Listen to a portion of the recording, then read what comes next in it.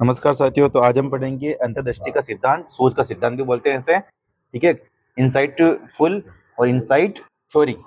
ठीक है सुनील जी, देखो अंतर्दृष्टि का सिद्धांत, इसे गेस्टाल्ट का सिद्धांत भी कहते हैं, पूर्ण कार्य का सिद्धांत भी कहते हैं। ठीक है, देखो गेस्टाल्ट का अर्थ क्या होता है? समग्र। क्या होता है? समग्र। ठीक है, पूर्णाकार भी होता है ना, है ना, मतलब कि सब कुछ। क्या है? सब कुछ, है ना।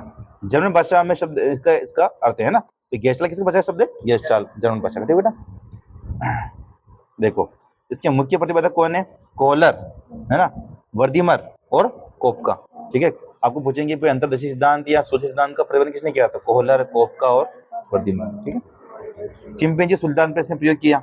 ठीक है, 1913 केंद्रीय द्वीप के ऊपर। अब देखो इसमें क्या हुआ बेटा, चिंपैंजी का नाम था सुल्तान। ठीक है, इसमें क्या हुआ, कोहलर और वर्दीमर और कोपका ये गए केंद्रीय द्वीप पर। कहाँ पर गए? केंद्रीय द्वीप पर। वहां पर गए और एक कमरे के अंदर उसको बंद कर दिया। किसको बंद कर दिया? चिंपैंजी को। किसको बंद कर दिया बेटा? चिंपैंजी को बंद कर दिया। ठीक है, और क्या किया? बंद कर दिया कमरे के अंदर, मतलब कि वो जेल जेल जेल टाइप था, है ना। बंद कर दिया और बाहर क्या रख दिया? केले। क्या रख दिया? केले। ठीक है, और उसकी जो कमरे का है ना, कमरे के अंदर क्या रख दी? छिड़े रख दी। क्या रख दी बेटा? छिड़े रख दी। ठीक है, अब उसको केले को लेना है। अब वो तो बंद है पूरा, केला दिख रहा है, वो जेल टाइप भी है पूरा। ठीक है, तो वो उसने बहुत प्रयास किए, बहुत चिंपैंजी ने। फिर बाद में उसने मतलब कि दिमाग लगाया। उसने दिमाग क्या लगाया कि मतलब कि जो चिड़िया है ना, उन चिड़िया को जोड़ दिया और जोड़ के उनको केले के डिब्बे को खींच लिया। क्या कर लिया? खींच लिया। ठीक है, तो चिड़िया के माध्यम से केले को प्राप्त कर लिया उसने। ठीक है, तो उसमें क्या लगाया उसने? दिमाग। इसके अंदर सूझ। क्या बोलते हैं? सूझ। इसलिए क्या नाम है इसका? सूझ का सिद्धांत। ठीक है, और देखो उसने क्या एक प्रयोग किया, एक और डिब्बे वाला प्रयोग। क्या किया? डिब्बे वाला प्रयोग। ठीक है, डिब्बे वाले प्रयोग में क्या किया बोलते इसने? केले को लटकाया ऊपर। ठीक है, और 3 डब्बे रख दिए नीचे दूर दूर, है ना। 3 डब्बे रख दिए बेटा, दूर दूर डब्बे रख दिए। ये ऐसे रख दिया, ऐसे रख दिया, ऐसे रख दिया, 3 डब्बे। ठीक है, और केले को ऊपर लटका दिया। उसने क्या सोचा? डब्बे के ऊपर डब्बे रख दिया, और उस पर चढ़ गया, उस केले को ने उतार लिया और खा लिया। ठीक है, तो उसने किसका प्रयोग किया? दिमाग का, यानी कि सोच का प्रयोग किया। ठीक है ना। तो ये किसका सिद्धांत था? अपने कोहलर सिद्धांत था। ये सूत्र का सिद्धांत भी बोलते हैं, है ना। इसमें क्या देखो, इसमें आ रहा है हमने समझा है ना अपने, समग्रकार, पूर्णाकार।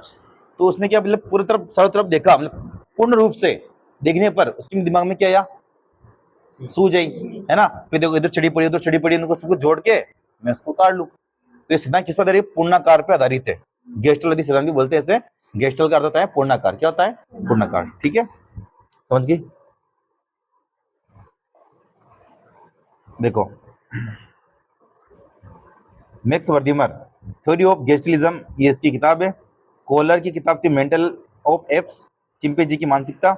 वर्दीमर ने 5 घटना के बारे में बताया है। ठीक है, देखो कोहलर के चिंपैंजी पर प्रयोग। प्रथम प्रयोग किया छड़ी वाला, मैंने बता दिया आपको। चिड़ी रख दी, एक केला पास में रख दिया, एक बार चिड़ी के लटका दिया, केला दूर रख दिया, दूसरी रख दी, फिर केले को फिर से रख दिया, फिर बॉक्स रख दिए, फिर केले को फिर उतार लिया। ये इसने प्रयोग किए चिंपैंजी के ऊपर। और चिंपैंजी नाम क्या था बेटा? नाम क्या था बेटा? सुल्तान। सुल्तान। ठीक बेटा, देखो गेस्टलवाद के अनुसार प्राणी संपूर्ण परिस्थितियों को एक समग्र रूप में देखता है। ठीक है, मैं अभी यहाँ पे केला लटका दूं पंखे के ऊपर, तो अभी रोहित क्या करेगा? ये टेबल लगाएगा और केले को उतार लेगा। तो इसने संपूर्ण रूप में देखा ना कि टेबल है, टेबल के सब टेबल नहीं होती तो ईंटों की जमा कर देखता है। ठीक है, समझ गए, है ना। सूझबूझ या अंतर्दृष्टि से तात्पर्य किसी परिस्थिति में विभिन्न पक्षों के मध्य संबंधों को देखने अथवा समझ लेने से है ना। सूझ प्राय अचानक आती है। क्या आती है? अचानक आती है ना, अचानक आती है। और स्वतः स्फूर्त ढंग से ये उत्पन्न होती है। इसके लिए अभ्यास की आवश्यकता नहीं होती है। ठीक है, सूझ के लिए उसने कुछ अभ्यास किया क्या? अभी यहाँ इसने कभी अभ्यास किया है कि हाँ भाई इसे उतारने हैं? मैंने 10 बार जगह प्रैक्टिस की। ठीक है, सूझ तो क्या आती है? अचानक आती है। इसलिए क्या बोलते हैं? इसे सूझ का सिद्धांत बोलते हैं। कोहलर, वर्दीमर, कोपका ने ये दिया है। ठीक है, कोफ्ता।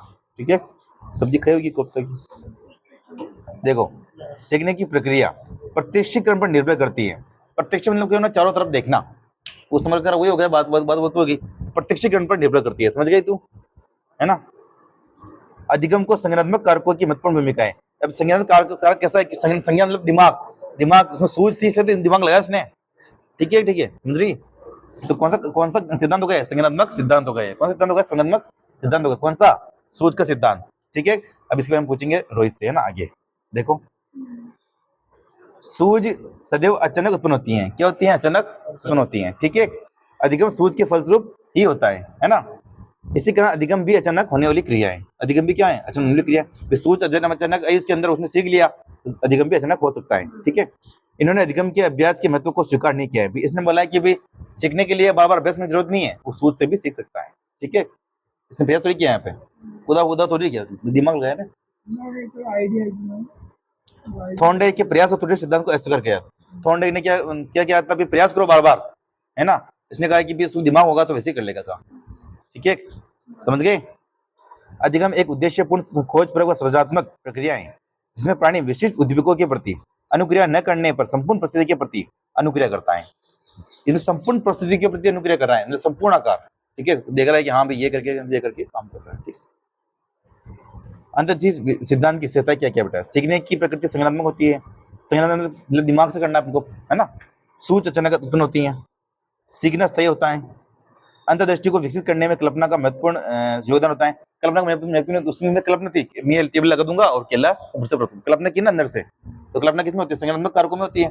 ठीक है, समझ में आ रहा है। अंतर्दृष्टि द्वारा सीखना रटने की अपेक्षा संज्ञानात्मक योग्यताओं का विकास पद पर बल देता है ना। अंतर्दृष्टि उत्पन्न होने में पूर्व अनुभव सहायक होते हैं। ठीक है, कहीं ना कहीं तो उसने देखा होगा। ठीक है, इसने रोहित ने तो इसके पूर्व अनुभव सहायक हुए उसके अंदर। ठीक है बेटा, अंतर्दृष्टि सूझ को प्रभावित करने वाले कारक। आयु, इसकी आयु भी प्रभावित करेगी। जैसे कि मैं छोटे बालक, अभी इसका पे आ गया, ठीक है, उसको बोल ले इसको उतारना है, तो आयु भी प्रभावित करेगी। इसका आयु नहीं है तो कैसे उतारेगा वो? ठीक है, अभी बड़ा हो गया तो उतार सकता है। ठीक है, बुद्धि है ना, उसमें बुद्धि नहीं है, कैसे उतारेगा वो? ठीक है, इसमें बुद्धि है तो उतार लेगा। ठीक है, अनुभव, पिछले अनुभव भी काम देंगे। प्रत्यक्षीकरण मतलब कि चारों मेरे को जो पूर्ण कर्म देखेगा वो भी काम देंगे। समझ रही है ना। कल्पना भी काम देगी। ठीक है ना। सूझ अधिगम पर आधारित सिद्धांत कौन कौन से बेटा? देखो, समागम का सिद्धांत। कौन सा सिद्धांत? समागम का सिद्धांत। इस नियम में मस्तिष्क अपने पूर्ण रूप में एक या एक से अधिक भागों की अनुपस्थिति के बावजूद उनके रूप को पूर्ण अनुभव कर देखता है। जैसे देखो, जैसे मैंने यहाँ पे कुछ बनाया है, देखो क्या है बनाया, मेरे को बताना, तुलसी बताएगी। बेटा क्या है ये? वृत्त है। अब मैंने तो ये पूर्ण बनाया क्या? मैंने नहीं बनाया ना, तो भी इसने बोल दिया कि ये क्या है? वृत्त है। तो ये कौन सा नियम हो गया? समागम का नियम। ठीक है, यानी कि टूटी हुई रेखाओं का उपयोग करके वृत्त को भी हमारा मस्तिष्क पूर्ण रूप वृत्त में देखता है। अतः हमारा पिछला अनुभव हमें एक अपूर्ण आकृति को भी उसी रूप में देखने की सुविधा देता है जो हमारी स्मृति में संग्रहित है। समझ गए, है ना। आगे देखो, समानता का नियम। इस नियम के अनुसार हमारा मस्तिष्क रूप, रंग व आकार के आधार पर समान तत्वों को एक समूह के आधार पर व्यवस्थित कर देता है। जैसे कि देखो, इसमें ये लिख दिया, ये बना दिया, ये बना दिया। ठीक है, फिर मैंने बना दिया बेटा, ये देख, ये बना दिया, ये बना दिया बेटा। ठीक है, फिर बना दिया बेटा मैंने ये बना दिया। ठीक है, फिर मैंने बना दिया बेटा ये। ठीक है, ये बना दिया, ये बना दिया। ठीक है, अब देखो संपूर्ण अलग अलग रूप में देख रहे हैं। ठीक है, ये क्या? समानता का नियम क्या है? जैसे पीले वाला ये अलग हो गया, ये हरा वाला ये अलग हो गया, ये अलग हो गया, ये अलग हो गया।